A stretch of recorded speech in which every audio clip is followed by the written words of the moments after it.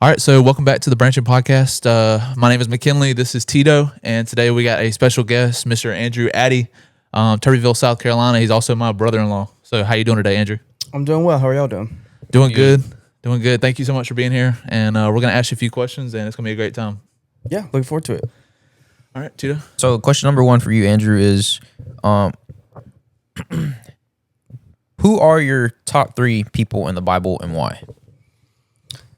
So, in no particular order, my number one, well, just in no particular order, but Job.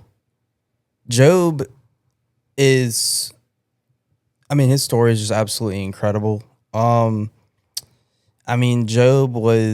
everything was taken from him but his life, and I'm sure he wished it was, but he eventually was gifted, a lot, back everything from the Lord when it was all said and done. But that's unimaginable pain, unimaginable loss that most people will never experience. And he was also challenged by his friends who were supposed to support him and be patient with him and love him through it. And sometimes, we go through similar situations where we feel like we should be more supported and taken care of. And I just can't imagine that. But he handled it with, a lot of grace and patience. So Job for sure. Daniel is my second. And Daniel can't imagine. He was in the den with literal lions. And we can be in a figurative den with lions. Or an actual one, depending on who you are, but man, I just can't. I can't imagine that. Just to be able to be delivered from that, the Lord shut the mouths of lions with Daniel, and that kind of faith is something that we should have on the daily. And then last, I got to go with Paul, because Paul, everything happened to him too, and the kind of perseverance is. Just godly and just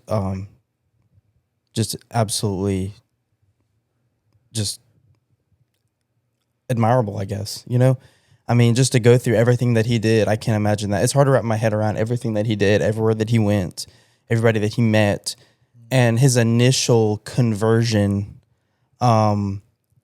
He literally was at the forefront of some of the worst things you could do to people. And he was changed by the Lord. And his story is just incredible and is a testament to how good God is and what he can do in a human heart. So those would be my three. Yeah, that's so good. That's so good.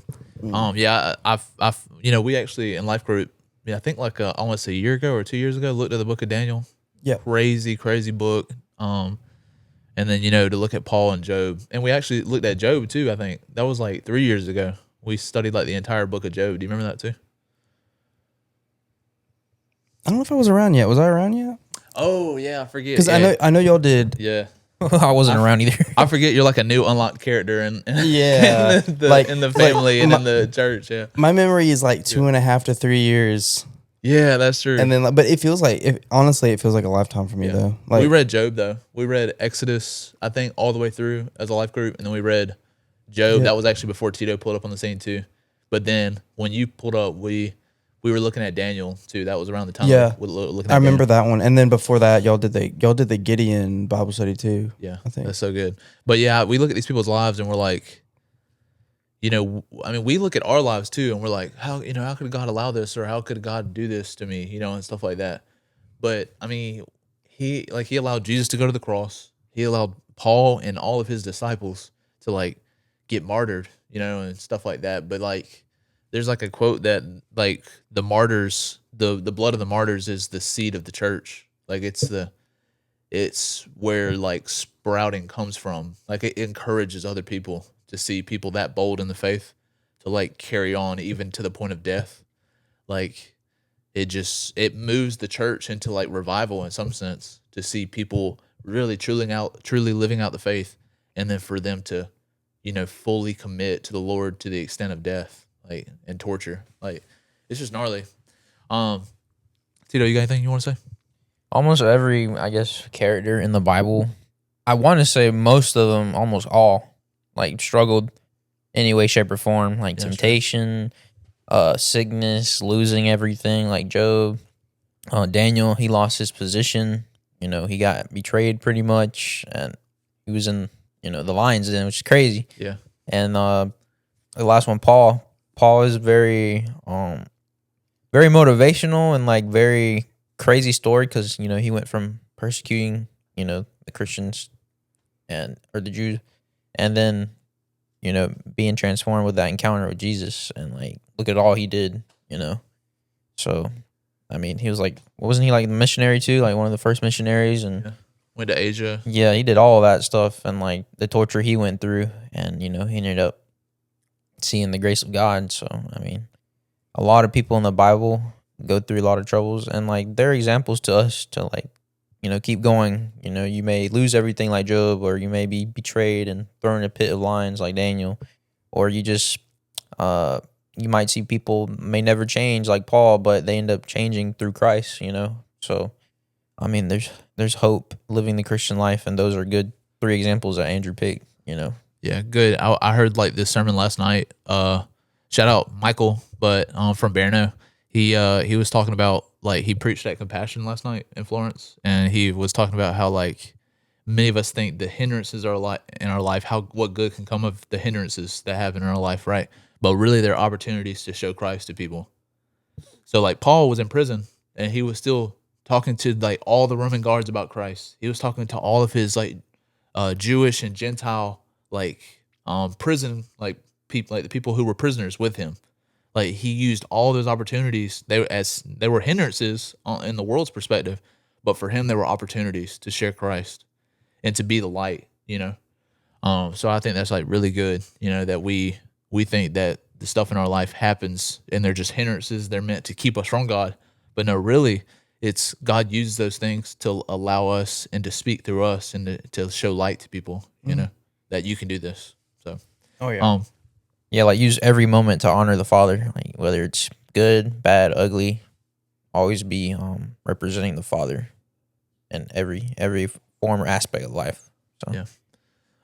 So Andrew, do you have like any like Bible verses? Like I know we're talking about Bible characters, but do you have any Bible verses that you've been like meditating on that have like really encouraged you in the season that you're in? Anything you've been reading, anything you've been hearing, like anything like that? Well, I don't know. One of my, I guess, you like to say life verse. Like my life verse is John 15:13, which is, there's no greater love than to give one's life for their friends. And I will, make a confession and say, these last few years, it's been like more challenging for me to volunteer my time and help people. And sometimes I just plain don't want to do it. And I'm so thankful though, because every time I do something for the Lord, I never regret it. I mean, I might go into it under protest and do it. And then like, honestly, like my attitude changes. I mean, it just does. And I just get through it. I do it in the moment, and I can suddenly feel myself softening up, I guess, I'm like, and then I get excited. It's like whether I'm doing something at church or in the community, like this is what the Lord wants me to be doing. And man, like there's nothing else like fulfilling your purpose. And if it's for the Lord, you're fulfilling your purpose. And that's what life is about. And so off the top of my head, I would say that. Yeah. Yeah, good. You remind me of like a thing I was listening to, like there was a marriage conference I was listening to like a few years back, and it was like some people go into marriage and some people are in the world. I mean, it's just a worldly perspective, and they say your life for mine. Like basically, you serve me. You give your whole life for me. But the Christian and the person who's really got Christ inside their heart no longer lives for self, but lives for the Savior. And to an extent, like that extends out into everybody that we come in contact with, right? So it's no longer y'all's life for mine. It's my life for yours. Like I give my life to you. And like when I give my life to the Lord, I'm basically giving my life away to other people as well as like an extension of that. So I like that. It's like no greater love than this, that a man would lay down his life for his friends. Jesus led the charge on that specific saying. He didn't say y'all's life for me. He said my life for yours. He said, we love God because he first loved us. So just living that selfless life. Self is no longer on the throne. It's the Savior. And the Savior's love is so strong and so potent inside your heart that it brings you to like get out of your like mind or out of your body for a second and like really focus on others instead of focusing on yourself. It's like a humility thing, So I thought that was good. God is always doing a new thing, and literally, like, it's just sin is not new. It's old. It's been played. It's selfishness kills everyone involved. And I'll, just choose him and you'll find life.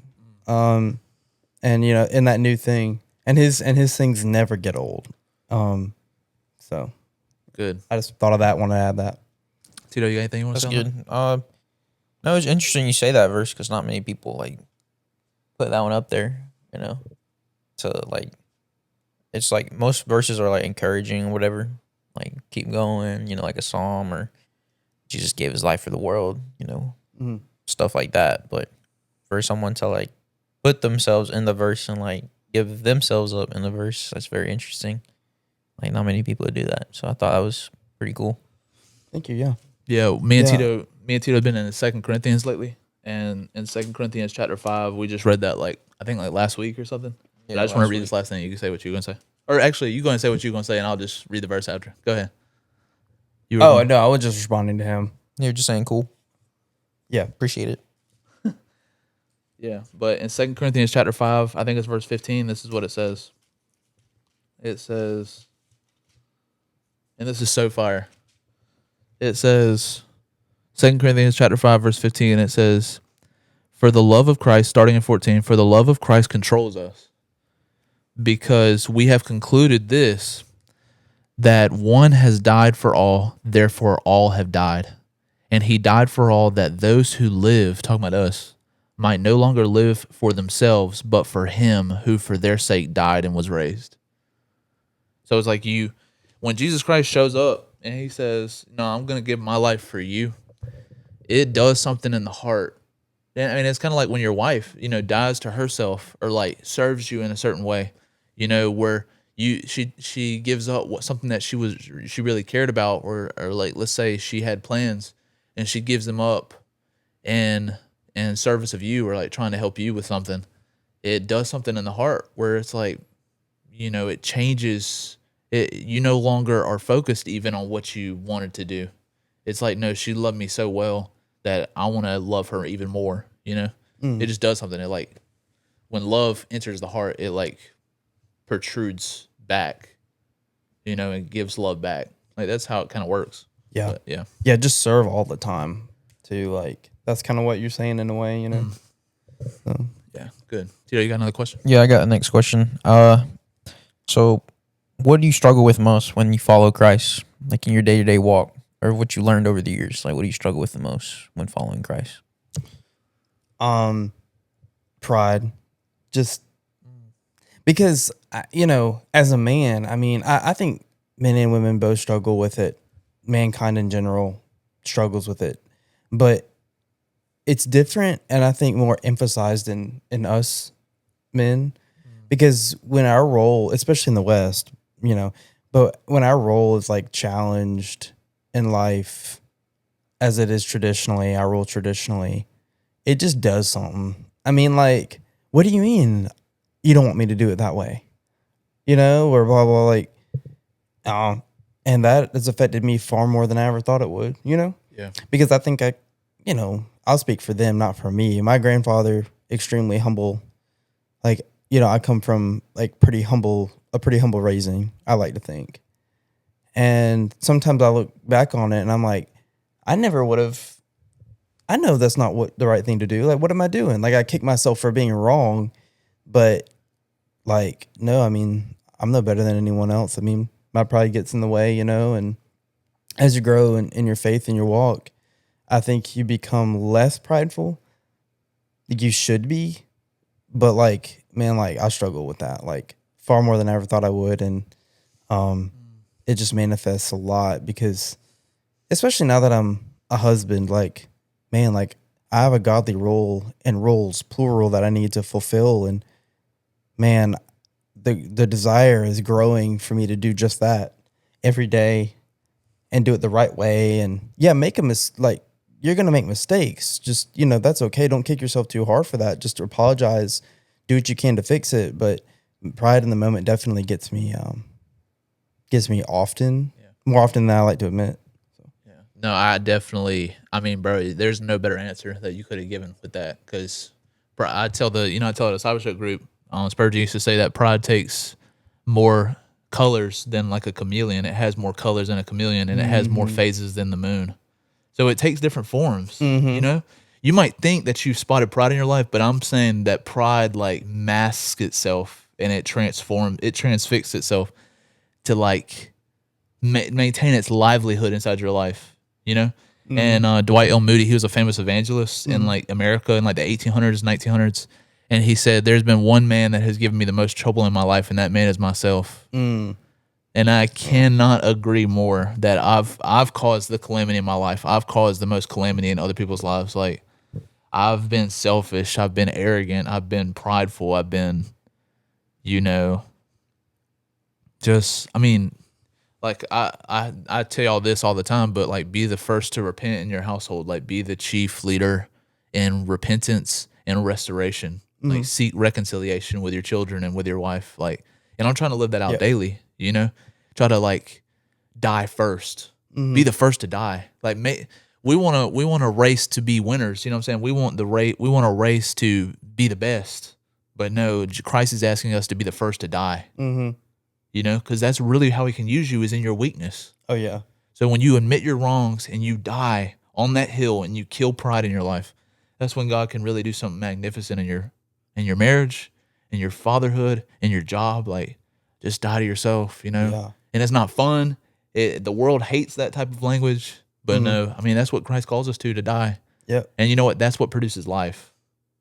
We think it's the other way around, though. That if we do good or we do right, you know, then we'll experience life. But no, Christ is asking us to die to ourselves, to our motives, to our desires, to our passions, and to really love and to serve them first above yourself. And that's when life is produced. But it feels like death in the moment. Oh, yeah. You know? So. Yeah. You give, like, I was just thinking, like, because a lot of situations with me is like, man, if I'm boiling over in my head because I'm upset about something, like, literally, like, count the steps you take, physical steps you take, if you're in one room of the house, to the person you're upset at before you walk there to unload on them, you know? Because for me, like, that's where it happens. It's just like, I need to tell them what for, you know? Like, they made me upset. Like, I need to respond. Like, no, you do need to respond, but not like that. Right. You know, and responses, a lot of the time, the best way to respond is a nonverbal response. Yeah. Respond with a servant's heart, you know? Yeah. So don't react, respond. Yeah. You know? Yeah, I was gonna say that. Don't react, respond. Yeah. Tito, you got anything you want to say last? I mean, we all struggle with pride. I admit it. He's laughing, but yeah, like, I know I struggle with it, and like I struggle to understand the word, but like I know what it is in the sense. Like, it's like when you're like trying to be big, puffed up man of the house. Like, no, well, it goes the way I say, you know, or it has to run the way I do it, or no, you're wrong, it's all me, or my idea works better than yours, stuff like that. But I'm still kind of like battling with it, and I guess I didn't really know much about pride because of like where I was being taught at before I came to Horse Branch and stuff. But I could see how pride can destroy a man now that I like learn more about it, and I can see how that example I've seen could like really affect me if I'm not careful. And so kill pride early and just look in the mirror and just be like, what am I doing with my life? Or like, was I supposed to treat that person that way? Or does God like me the way I am right now? Or, just like Andrew said, count your steps before you go to someone. And like, calm down and sometimes don't say anything. Just humble yourself and do what Jesus would do. So Good. I think I read this quote like a long time ago. I think it was Augustine that said this, but he said it was pride that turned angels into demons, and so it's humility that turns men into angels. Mm. So, if pride is originally what caused the fall, then like we got to be careful with that junk, because God, he despises, or what is the wording in the Bible where he says he humbles the prideful, or he despises the prideful but gives grace to the humble. You know what I'm talking about? Yeah. Something like that. something around that. I know what you're talking about. Yeah. That sounds like it. That's as close to verbatim, I think, is. Yeah. I hear some people say like pride was like the first sin or whatever. That's what caused the fall of, Lucifer, Satan. Yeah. So, and that's why God like really, he does despise sin, and like pride is a sin, so he despises those that are prideful, and like it like reminds him, I guess, or Right. like, oh, don't do that, man. Yeah, that's good. Yeah. And like I know I said this in the last pod, but when Jesus presses the Pharisees and says, "You're of your father the devil," or "You're of your father Satan," like they were operating in pride. They thought they knew everything. They thought they were everything, like all the bee's knees, like all that in a bag of chips. Like they thought they were that. They thought they had life figured out. They thought they were doing good. They thought they were pleasing God. No, you don't understand. You're sitting right in front of life, bro, and you think you already have it. You don't have it. You search the scriptures day and night. You think that in those you have life, but no, they're actually talking about somebody else. It's me. So, bro, like life could be sitting right in front of your face, but you can't see it because the veil of pride's in front of you. So it's like, ask God by the power of the cross, because the cross is what caused an earthquake that tore the veil. You know what I'm saying? It tore the veil. You know how thick the veil was? It was 4 inches thick. 4 inches. That's like that thick. I didn't know It that. was huge. And and the earthquake that was caused as a result of Jesus Christ dying on the cross, it tore the veil in the temple. Well, what also the cross can do is tear the veil inside your heart. That's miles thick, but God can do it. Because with man, it's impossible. With God, all things are made possible. So, Oh, yeah. so enough on that. Y'all got any last thoughts before we move on to the next question? Just that we could do a whole separate conversation on that, probably. Yeah. So I was going to ask you kind of like in the same kind of topic kind of deal. So we've already talked about like some of the stuff the Lord's been teaching you lately about pride and like, working on that inside your marriage, inside your friendships, inside your life. What would you tell your 18 or 17-year-old self if you could go back in time? Yeah, like when I was that man, I was so focused on living like 5 to 10 years in the future. Like I wanted to live there. I didn't want to just like prepare for it. So I would say excuse me. I would say that take things slow, because in this world that we live in that's so fast paced. We're on from one thing to the next. And, it's just like, what are we committing to in the moment to make things worthwhile? Like, what's quality in our life? Like, give this world a good product, Don't half do anything.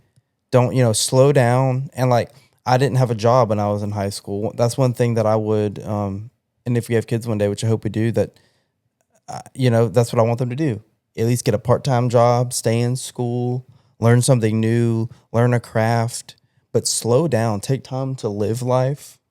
Take time to, number one, spend time with the Lord. Find life in that, because that's where it should be, Right. The Bible is very clear that, hard work is biblical. Work hard and just have fun in life, but know where life comes from. Don't try to manufacture it, because life comes from Him, and He gave us His word And man, every time I read the Bible, and I've heard a lot of people say this, but yeah, it's like even if you've read it before, you find something new in it. Wow. But yeah, I mean, I was way too. Oh yeah, for real. I mean, I was living life. Fast lane. Yeah, like way, and Yeah. and that wasn't. Good. I could have had a lot more fun and been a lot happier if I did that. So don't be so caught up in the destination you don't enjoy the journey. Right, pretty much. And Yeah. and don't pursue that. Don't live in the future and don't live in the past either. It's dangerous to live in the past, right? Because you start dreaming about the past and you say, I wish it was like it was. All right, but it ain't never gonna be again like it was. And then you start living in the future, you start saying, well, what if? Anxious. You get anxious. Yeah. So don't live in the past, don't live in the future. So like for me, I'm in that part of my life where I'm like, you know, I want to get married. I want to have this and that. I want to get done with school. I want to do so many things, you know, doing the pod, going to college, work, and just being available to the family or whatever. It's like overwhelming. And then also being, you know, active member in church and just, you know, spending time with God, it could overwhelm you. And so, like he was saying, don't live life in the fast lane. Just take it easy, take it day by day, and like live in moments. You know, like moments I come and like hang out with McKinley, like life slows down for me, or moments I take, you know, with my dad, just sit down and talk with him in the living room, or like moments after church where you just talk to people and just, you know, take it easy, breathe in, breathe out, and just keep following God, keep trusting in Him, because I mean, he said he promises us, like, why you worry? You know, look at the birds in the sky, and you know they don't work.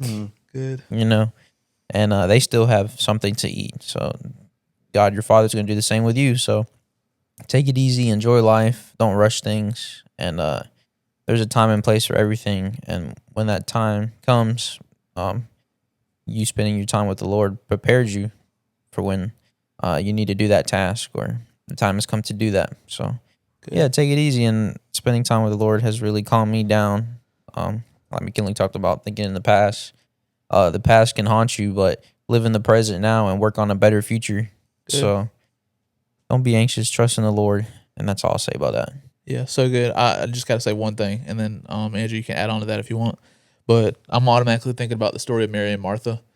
And I've preached on this before, taught on this before, but it's just so good. I mean, like Jesus shows up to Bethany. This is where Lazarus, Mary and Martha, they're all brothers and sisters. They live in the same house, okay? And Jesus shows up to the house, and Martha and Mary are two different people. Like they grew up in the same house, but they're two different personalities, two different two different types of like one's type A, one's type B. You know, they're just different. And anyways, everybody's crowded in this house trying to listen to Jesus talk, right? Because that's what they did with rabbis. They want to hear the wise teacher say something that they can carry home with them, something that they can meditate on, something they can change in their life, right? Well, everybody's crowded in there. And Martha, wisely, I understand, she's worried. She's worried is what it says. And she's trying to serve. Like, she's trying to make sure everybody's good, like got a cup of water. Like, she's trying to like serve people as he's teaching. But you know what? Guess where Mary's at? Mary's at the feet of Jesus, listening to him teach. So Martha starts going crazy inside of her mind. She's like, bro, don't she know that I'm like over here like busting my tail in the kitchen? Like, you can probably hear pots and pans banging in the kitchen. She's so mad. And Mary's just sitting there acting cool as a cucumber. She don't even care. And so she's tripping. And she it says in the Bible that Martha was worried, or that she was anxious. And that word anxious means that she had so much going on in her mind that she didn't even know where to begin. Like, she had so many things that she felt like she had to do that she didn't even know where to start. That's literally, it says that her mind was split. That's the Greek word. Like, I don't even know, I forget what the Greek word was, but it says that her mind was split into all these different directions. She didn't know where to begin, right? So once worry starts, y'all know this, once worry starts, we start taking on like a werewolf form. Like, you know what I'm saying? We start transforming into like some beast where we only want to satisfy our desires. You know, we want to just get rid of this worry. But guess what? Guess what Martha did? Martha walked up to Jesus and said, Lord, don't you care? Don't you care that I'm doing all this and Mary's sitting there not doing anything? And he rebuked her in that moment. And I think lovingly, he said, Martha, Martha, you're worried about a lot of things, but only one thing is needed. Mary has chosen the good portion, and it will not be taken from her. Mm-hmm. So basically, he's told his disciples one time, the poor you'll always have with you, but you won't always have me. Mm. So basically in life is God has put people in your people. And I'm conscious of this every day of my life, that God has placed, grandparents in your life. God has placed parents in your life, friends, family. And bro, you are under some type of dream if you think it's always going to be like this. Mm-hmm. There's people that would pay every dime in their bank account just to talk with their grandparents again. Just one conversation, just 30 minutes, 3 minutes with them. Mm. And yet we're like sitting here, just distracted.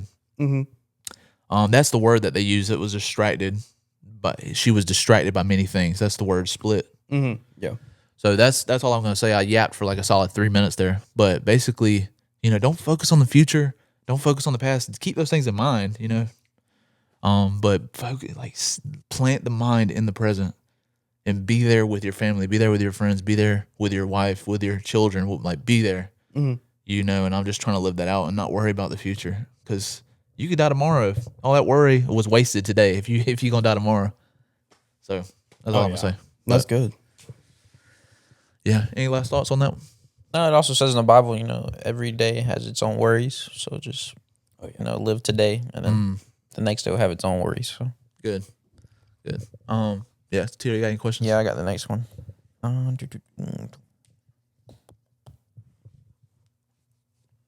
So, Andrew, how do you handle the weight of being an adult / a man, a husband, a follower of Christ? Like, what does God like equip you with? I a few days ago, I was driving home from work, and I was upset about something, and I can't remember what it was. But I have a 40. I mean, you do too. We both we have pretty much the same exact way home, and I was upset about something, and I got to like the area of like Timmonsville-ish, and I was getting through Timmonsville, and I was like, it's like the Lord just laid it on my heart like right then and there. He's like, you're going home to a beautiful wife. She usually gets home before me. She is like loves you and truly loves you. And that's real, and that in your heart of hearts. And he just reminded me of that. And it's pretty simple, but it's powerful, I just started getting like a huge smile on my face, and I just kept driving home. Wow. And there are moments like that in life that mean everything, because I don't know. I just needed it, I guess, Good. And so like when everything goes on at one time, because you're like living in those roles like simultaneously, as a husband, and yeah, like you are as a father now, new father. But yeah, if you're a husband, in my sense, husband, friend, brother-in-law, son-in-law, son, grandson, because I have them on my mind too, my family in Colombia. And I'm like, man, like, when am I going to do this? When am I going to do that? I want to go on a date with my wife. Like, let's try to do it next week. Try to plan all this stuff ahead, And sometimes you just can get overwhelmed. And I think the best way to do that, literally the best way to do that, is to make time and go in the quiet place like Jesus did and pray. Because that is when you slow yourself down. I think that's really the key, because like, especially in the United States, like we have convinced ourselves that, like we mentioned earlier in the last questions, like everything, like doing something quickly, getting it done, that's what we need to do. Like, no, like that's not smelling the roses. That's not living the life God has for us. And the faster you live, the more tempting you are to speak in an ill tone to somebody. And that's manifests itself horribly as a husband, especially in the same home. Because as a husband, we need to set the tone in our households. We need to set the tone. Like our wives often, they respond to our tone. Yeah, you set the temperature in your home. Yeah. You're a thermostat. We do that. Yeah. And we should be leading, and we should be, be sacrificial in doing these things. Be a happy warrior. President Reagan used to say that. Be a happy warrior. Do things to the best of your ability. And but the key is prayer, and in that quiet place, because we need corporate prayer, but we also need private prayer to where we're just expressing anything and everything to the Lord. And prayer, like for me, like when I was younger, prayer used to be like a paragraph I would recite, But no, like talk to him, just talk to him.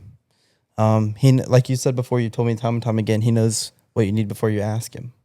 And everything I thought I wanted in college, he delivered me from everything I ever thought I wanted, because I had my idea of everything I wanted, and I was wrong about 99% of it, Yeah, good. And so it's just key, like, to slow down and pray. It really is. Well, Yeah. I mean, I don't have that much going on, but like you said, set the tone, set the example. Like me, I'm a big bro, and like I no longer live there with them, but when I come home, they all gather around or just mess around with me and stuff, and like I try to like just live in the moment with them and just set a good example to them. And like I remember when I used to live with them, I'd be like, "Come on, y'all, it's time for church. Get ready," or like, get your Bible, get your book. Where's your shoes? Do your hair, and just kind of like just be there for them and just treat them like Christ would treat them. And I'll do my best. Maybe I could have done better, but once we go to church and serve, I was always active. Like I would always look at them from above, because I would work in the sound and video, and I'll always just look at them, and I'll be like happy that they're in the house of the Lord, and when I face challenges, I just be like, man, like I can't fail them, I can't show them something wrong, or like show them what a man of the world would do, show them what a man of God would do in this case, and any situation would face as a family. So, I mean, I'll do my best, and I would just, do what Jesus would do in that case. I know I say it a lot, but just do what Jesus would do, and, Yeah, good. just be a man of God to others. Yeah, I'm thinking about 1 Peter 5:7, where he says, "Cast all your cares on him because he cares for you." Like that word in the Greek means to throw off aggressively. So it's like, oh wait, I'm carrying this again. Oh wait, I'm carrying this again. Oh wait, I'm carrying this again. Throw it off. God never asked you to carry that. Like I say this all the time, but it's just so good. I mean, I know I quote a lot. I always quote. I always got a quote or a Bible verse. But I mean, I needed that because it keeps me.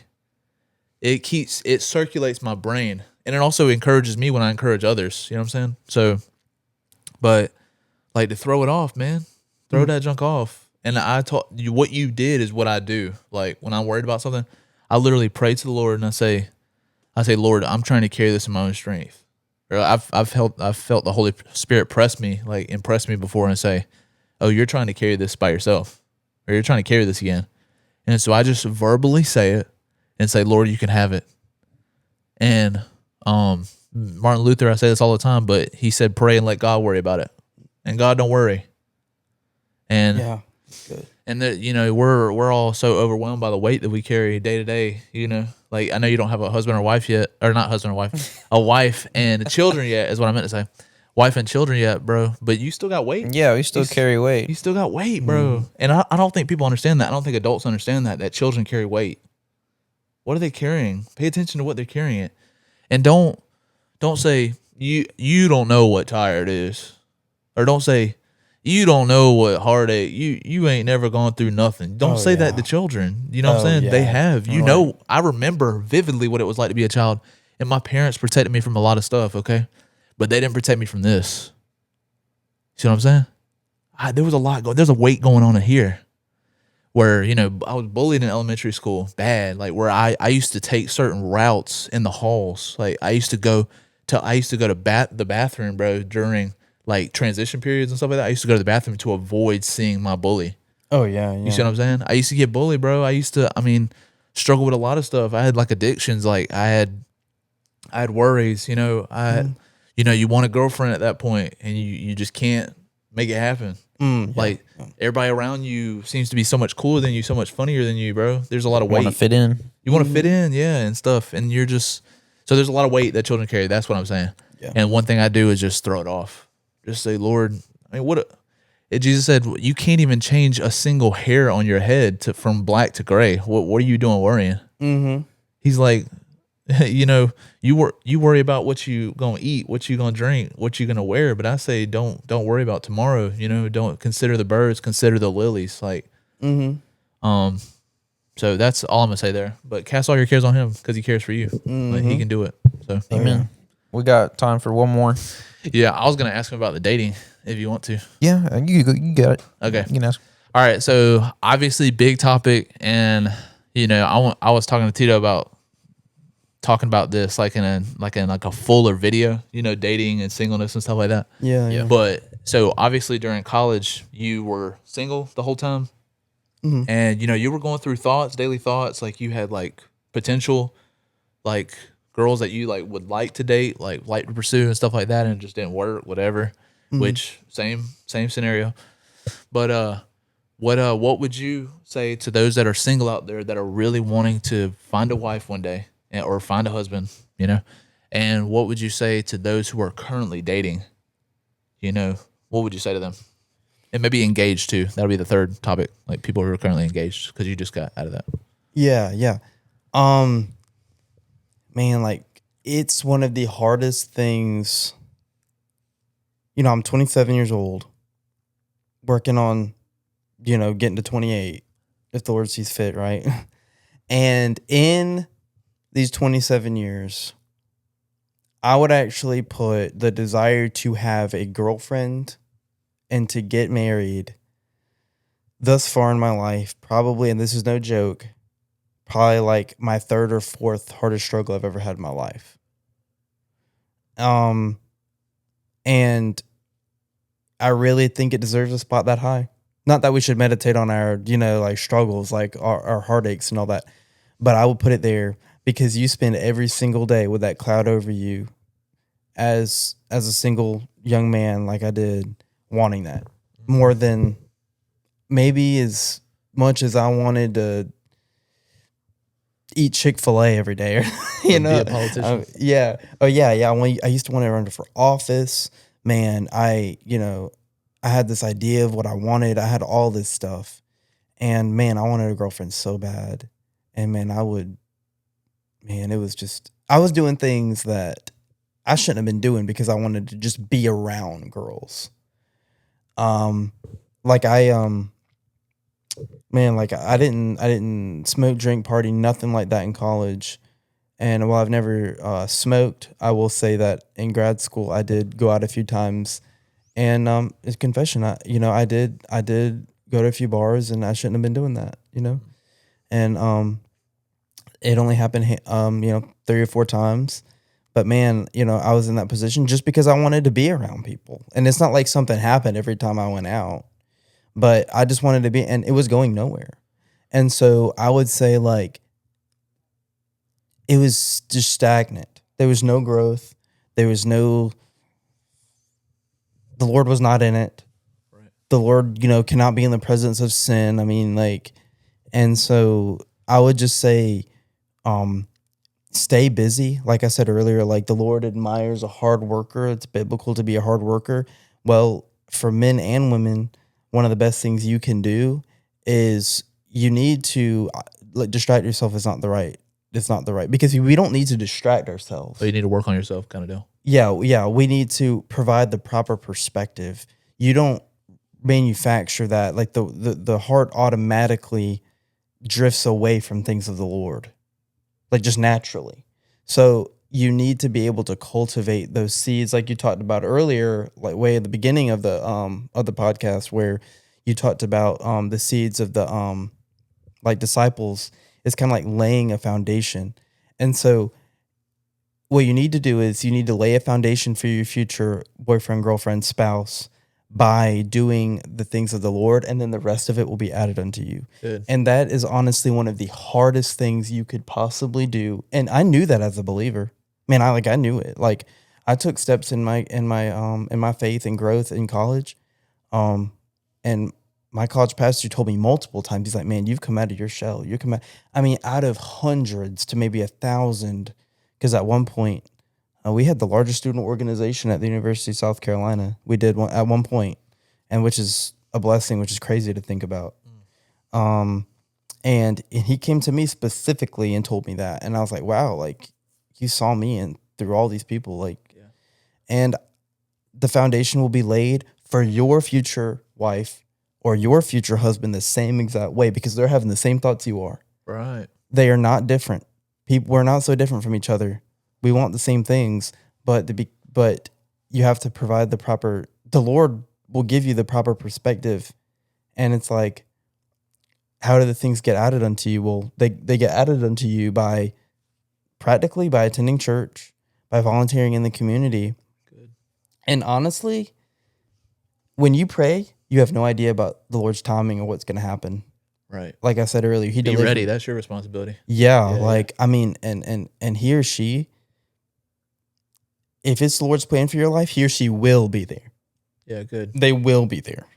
So basically, don't stress it, and like basically spend that time wisely. Don't like use it to the glory of God. Oh yeah. And then God will give you your heart's desires in that sense if your desire is Him. Oh yeah. But honestly, I was thinking about some imagery like if you go fishing but you're starving. If you go fishing but you're starving, right? And you're like casting, and you're casting all day, you don't catch nothing, but you catch like a little tiny fish.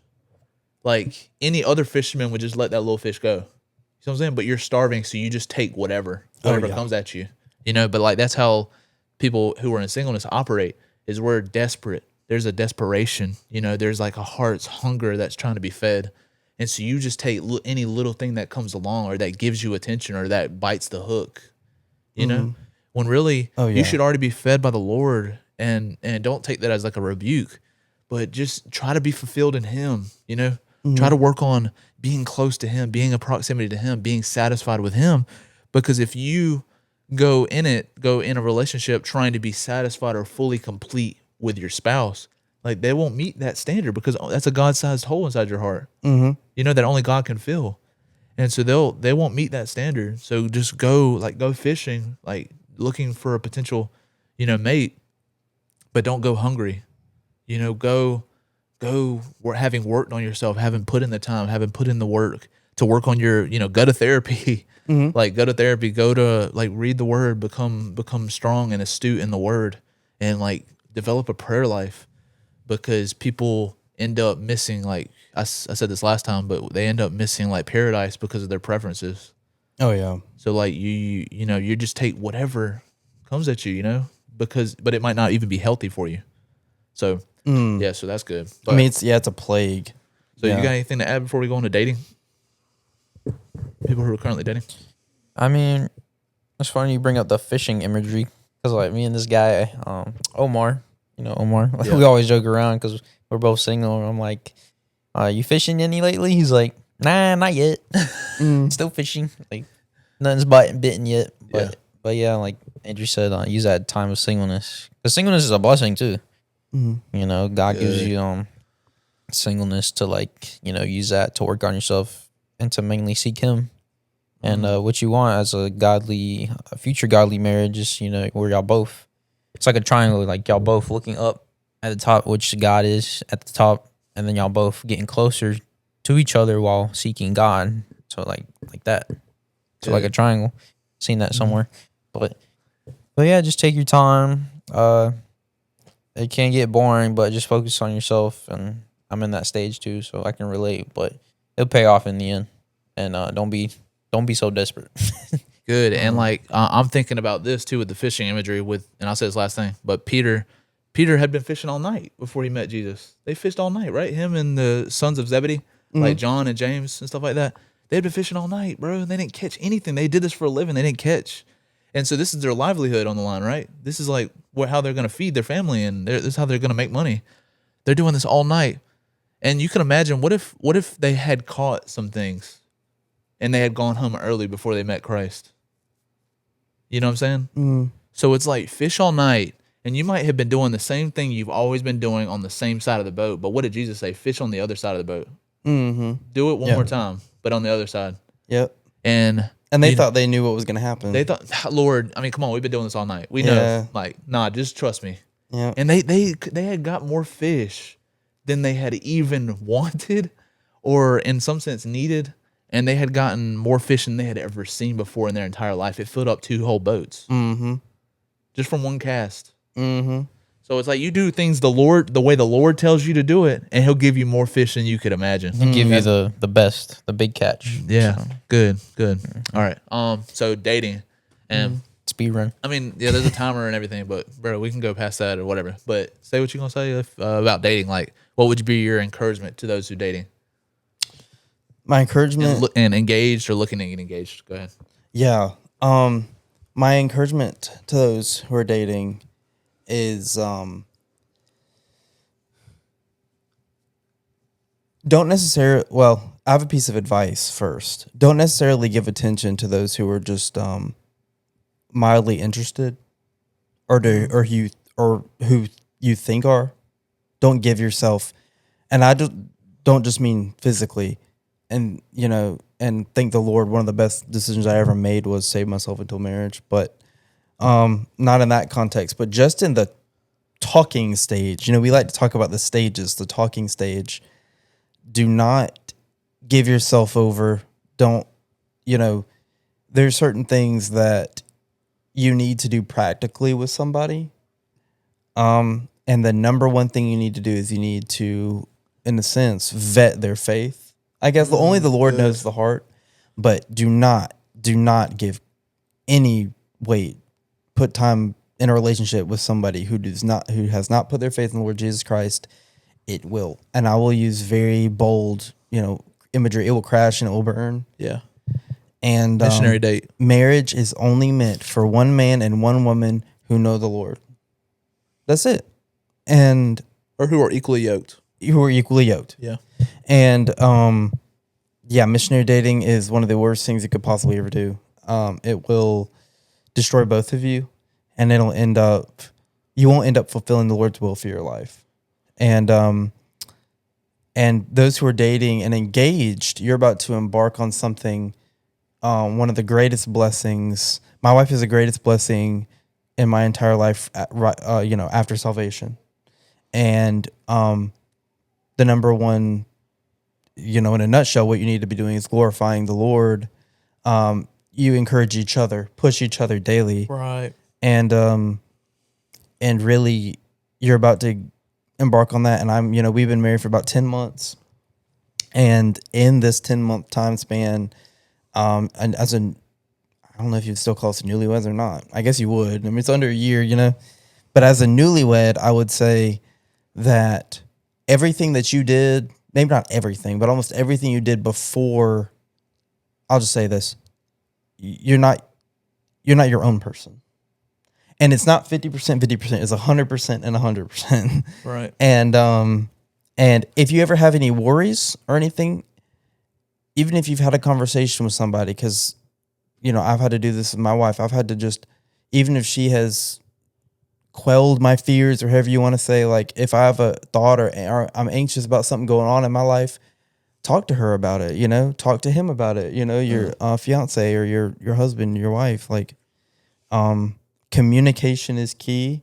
And if you're dating or you're engaged, you're not married yet. Don't act like you are, and give everything over to the Lord and ask Him to reveal, your next steps. I don't know. It's the most beautiful thing. I think marriage was wonderful.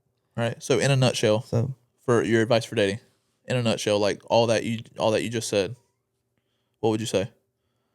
Like, in a nutshell, for dating, I would say it's better not to date than date the wrong person. Yeah, definitely. I mean, I would say that You because said be equally yoked. You yeah, said don't missionary date. be equally yoked, don't missionary date, and don't give him or her, the other person in the relationship,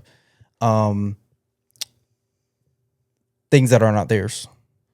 Good. Yeah. Good. So good. Yeah. Yeah. All right. What would you say, Tito?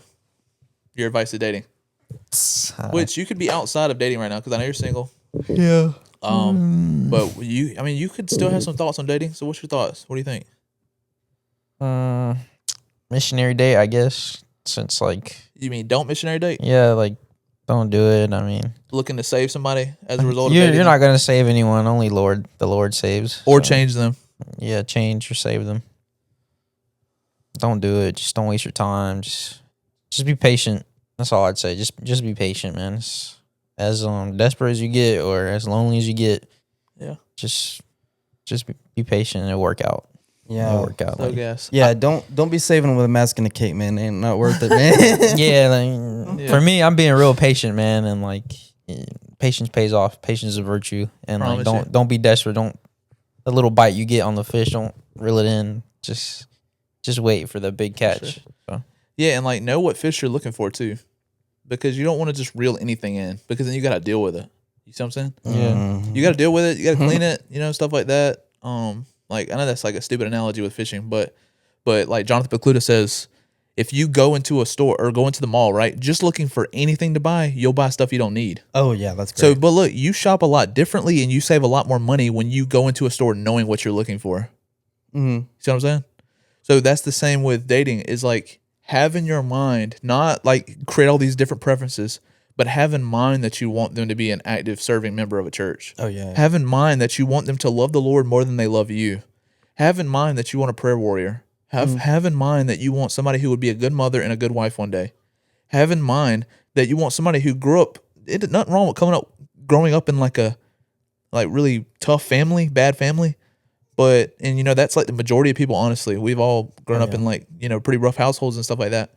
But find somebody who's worked through that and become better than that. Do you see what I'm saying? Or that is trying to become better than that. And you can date somebody who's in the faith, but who still hasn't healed completely. You know what I'm saying? Nothing's wrong with that. Nothing's wrong with that. Yeah. But yeah, know what you want. That's a big thing. And like, don't waste your time. Don't waste their time, because both of y'all's time is the Lord's time. Do you see what I'm saying? yeah.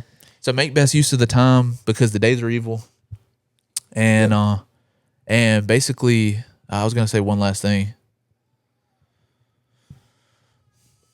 Well, I wanted to say that Yeah. there are no such thing as little things and big things. There are only things that matter.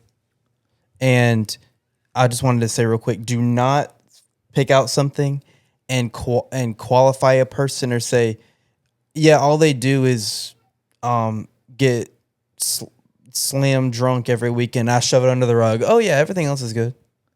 Like, Yeah. no. Like, oh, they're a good person, but Like- they like have like a crazy drinking problem. Yeah, and somebody can be a good person. Yeah, just a and red flag. Not be in. Yeah, and Yeah, you and ignore the red flags, No, yeah. So I just wanted to Like, I if just your wanted to say- friends and your family and your church community, like, and like even there's something in your conscience that's saying, hey, maybe we should part the brakes a little bit or pump the brakes. Like, if there's all these signs that are telling you, hey, something's not exactly right here, like, maybe you should listen. Like, Yeah. maybe that's like the warning that God's trying to give you, Yeah, listen. Yeah. But I was gonna say, like, I mean, there's so many things I can go with dating. There's so many things I could say, but yeah, obviously don't missionary date. Oh, I knew what I was gonna say. All right, so if God told you supernaturally to go and do this and do this and do this, like run all these errands and stuff like that today, and then God would open up a portal and show you the future spouse that you're going to be with, like, can like supernaturally give you a glimpse of who you'll marry one day. Bro, who in their right mind wouldn't go do this and do that? Like, they would give up everything that they're doing for today, and they would do all of those tasks in order to see that. Do you see what I'm saying? So I tell the guys in the discipleship group, we'll move mountains to find the one, but we won't move a finger to be someone, to be the one. So how do you find friends? You be a good friend. Oh yeah. Like, you be the friend that you want friends to be. Now, don't get me wrong, you could be a good friend and like be in a group of guys, a group of friends that aren't good, like good friends, kind of deal. But the best thing you can do is to, in this season, like use the gift that God has given you, which is singleness, or with somebody, or in marriage. They're all a gift, but utilize that time and to be the one that God wants you to be, so that you don't end up ruining them, the person that He has for you, or ruining your life, or ruining the relationship that y'all will have. Because if God's preparing you for somebody, shouldn't you be preparing yourself for that? You see what I'm saying? Yep. Like, so don't sure. don't want to move mountains without moving your finger for it to be to be who you're supposed to be. And in marriage, there's so much that's gonna be revealed about the person that you are. Yeah, facts. So good. And so, yeah, you better be ready to an extent, but seek the Lord's counsel daily, because just like in everything, you're going to need it. I mean, you cannot properly love your husband or wife outside of the Lord. You can't do it. Love doesn't exist outside of Him. Yeah. He is love. He personifies it. And so, And you'll almost always choose yourself or be selfish. oh, for sure. Yeah. Yeah, without the Savior's impulse inside your heart. Yeah. And presence. Every time. Yeah. So, Yeah, good. Tito, any last things for me? No, All right. I don't have anything to add. Cool deal. Well, thank you so much for watching the Branching Podcast. This has been episode 5 with Andrew Addy, brother-in-law, friend, brother. And thank you so much for being here, Andrew. It's been a great time. This was actually so gas. It's been a great conversation, and so I thank you so much for just taking an hour out of your time to be with us. Yeah, man, appreciate it. Thank you for having me, yeah. We look forward to many other pods with you, man. Yeah, I'd love to again. It was awesome. Thank y'all. Yeah, cool deal. Well, All right. Again, Branching Podcast, episode 5. Look out for more episodes, and we'll see y'all next time. Peace. Peace.